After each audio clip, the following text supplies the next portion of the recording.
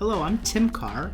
I'm a solutions architect on AHEAD's cloud automation and orchestration team. And today I'm here to talk with you a little bit more about how VMware's latest release of their vRealize automation platform and Puppet Labs tie a little bit more closely together with some nice new features available. So this is going to be demo heavy. We're going to jump really right into VMware vRealize automation. And you can see that in vRealize automation, I've pulled up my catalog, my service catalog that I would expose to end users. Typically in service catalogs, you'll see your base OS blueprints that are just laid out for users so that they can request those blueprints. But with the latest integration with Puppet Labs, we now have the ability to take these base private cloud resources and then in a very quick and simple way apply Puppet roles to those so that you can actually leverage the things that you've already built out in Puppet to present those to your end users. You'll see that I have 3 already set up in my environment. I have a Apache web server, a MySQL server, and a Windows IIS server. And this is just my home personal lab. I really just want to get these set up so that we could kind of demo this use case for you today. So let's have a look at this CentOS Apache server real quick, and let's just get one of these spinning up. I want to show you what this does in the end and show you that it's actually working. So, and because it's my lab, it's going to take just a little bit to get going. So while that spins up, let's talk through the process and kind of how these things are a little more tightly coupled. So right off the bat, there are some new integrations and some new integrations directly within vRealize automation itself for Puppet. And let's dive into how those work. So leveraging a new capability under administration and VRO configuration in a thing called Endpoints, you can see that I have built out something called a Puppet endpoint. And I've named it Puppet. I'm leveraging a plugin named Puppet. And really what this is doing is this is pulling out all of the plugins that are available in my VRO environment. So let's jump over to VRO and show you what I'm talking about. So if I run over to administration in VRO, you can see that I have all kinds of plugins here. You'll see that I've already gone to the VMware Solution Exchange, downloaded the version 3.0 of the Puppet plugin, and installed it in my linked VMware vRealize Orchestrator instance. So there's that Puppet. There is that Puppet plugin right there. So because that's there, I now have the capability to leverage that endpoint as a plugin endpoint for vRealize Orchestrator. So you simply select the plugin endpoint and you go through and you enter information of about how you would connect to your Puppet server. The interesting thing here is that we have the ability to maintain and leverage multiple Puppet instances. Because this is my lab and I only have one, I have one, I've named this endpoint Puppet for the purposes of building out and designing blueprints, and you'll see more about that later.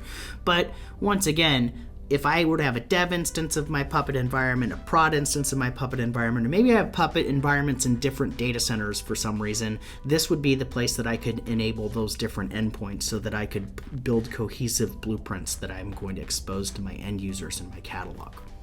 Let's talk about how I build that blueprint now. So let's roll over into the design functionality of VMware vRealize automation. This pulls us into the blueprint designer.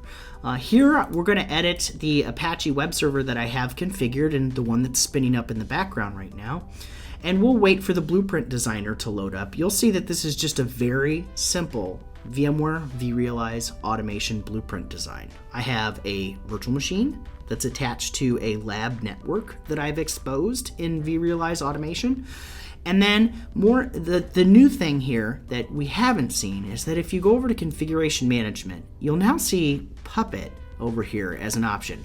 You only see Puppet here today. This should be the writing on the wall that VMware is moving to support other configuration management vendors as well. In this way, I know that there's a Chef plugin under development. I would expect to see that there in the future as well. But the end result of having this available to us at this point in the blueprint designer is that I can take this Puppet thing and I can just drag it right onto my virtual machine, and that's what I did right here. And so when we look to see what I've done here by dragging this Puppet option over here on my virtual machine, I now have the capability to specify which of the VRO endpoints my Puppet Master here is just linking to that VRO endpoint that we showed you just a little bit earlier, and then more importantly, Puppet environments and Puppet roles. So in my Puppet environment today, I have roles defined as a part of my dev environment for a base Linux configuration,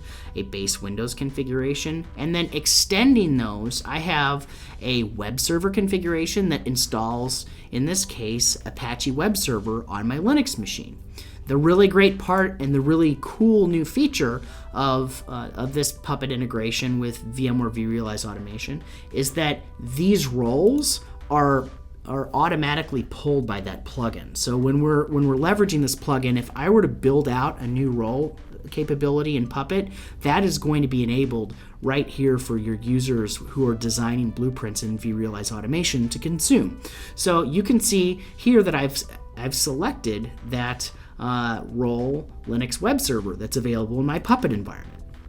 Finally, we have a shared secret, and all a shared secret is a little bit of text that is passed between the Puppet Master and, in this case, the virtual machine instance that fires up, so that the Puppet Master knows that this virtual machine should be contacting it to be configured.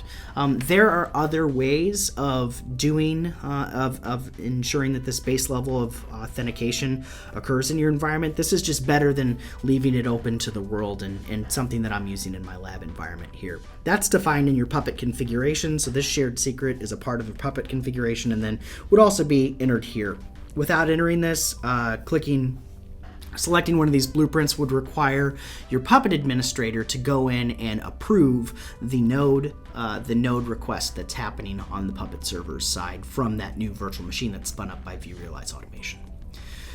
Okay, so I've talked through how all of these components actually talk to the Puppet server. The one final thing that you need to know is that you need to give VMware vRealize automation some credentials to log into your base blueprint or your base OS template that's deployed, so that it can actually execute the installation and then, more importantly, the check-in of that node with your Puppet Master. And this is where you enter that information right here. So you'll need to specify the login credentials for your template here, so that you can make that connection with the Puppet Master actually happen.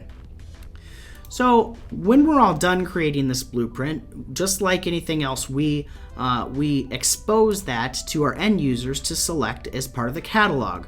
I've created a group of services here that correspond to the applications that I'm exposing, and you can tell earlier that we submitted a Apache web server request. Let's jump over into vRealize Orchestrator and let's go to the Run section to see if something's happened.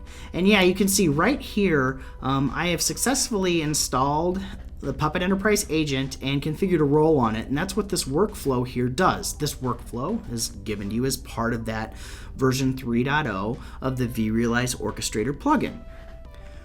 Let's log into Puppet and actually see what happened here, though. So if I go over into configuration, you'll see that I have 21 nodes in enforcement, and you'll see right here the most recent one is VRA7-84.timcar.net. Let's look at that node really quickly, and you're actually going to see that it's been given the role Linux web server, and more importantly, if we go over to facts about that machine and we just do a quick little search for IP address, you'll be able to see that we'll grab this quick IP address here and we'll throw it into our web browser on my lab network, and this should pull up a web page because that's what's defined here. And here it is.